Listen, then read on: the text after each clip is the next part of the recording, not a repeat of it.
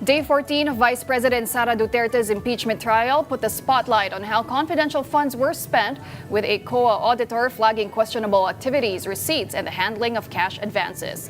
Mobile journalist Fatima Baduria gives us a recap in this report.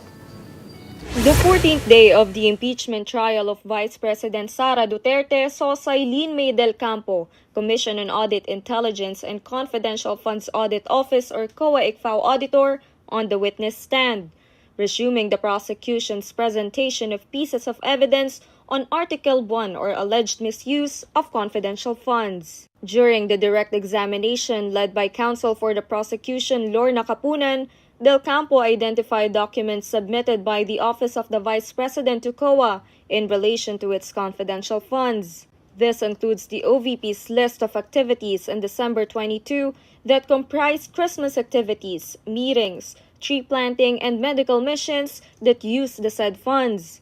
According to Del Campo, these activities cannot be taken as confidential operations according to the COA's joint circular, where confidential funds are supposed to be allocated for information gathering.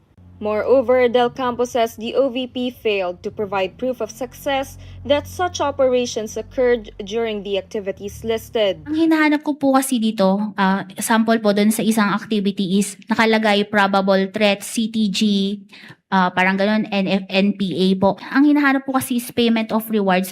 Meron bang doon sa probable threat na yun, may nahuli ba? Parang ganun po. Yun ang magwa-warrant ng payment of rewards po. At wala kang ganon Yun po ang na hindi nakita hindi sa po evaluation mo, Madam Witness. Opo.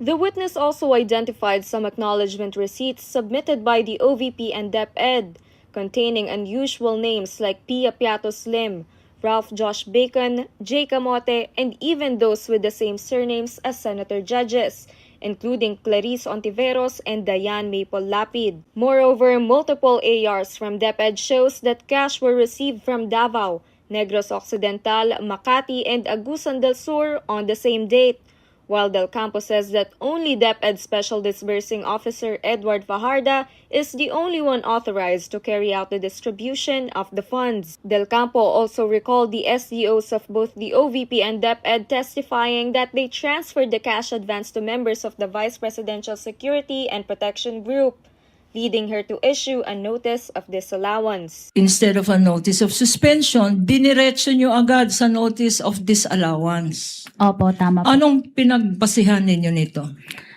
Dahil nga po, ang definition po ng notice of disallowance based on the joint circular is yung transaction po appears to be illegal, improper, or irregular. And in this case po, yung naging transfer po is a direct violation, making the transaction irregular. Kaya naging notice of disallowance na po yung inisyo namin. The defense's cross-examination of Del Campo is set for the 15th impeachment trial day of the Vice President before proceeding to a possible redirect and recross-examination from both parties. The prosecution has also mentioned their plan of calling Fajarda, OVP Special Disbursing Officer Gina Acosta, and House Legislative Archives Director Marivic Pareja to the witness stand. Kapatid Fatima Baduria, We Are One News.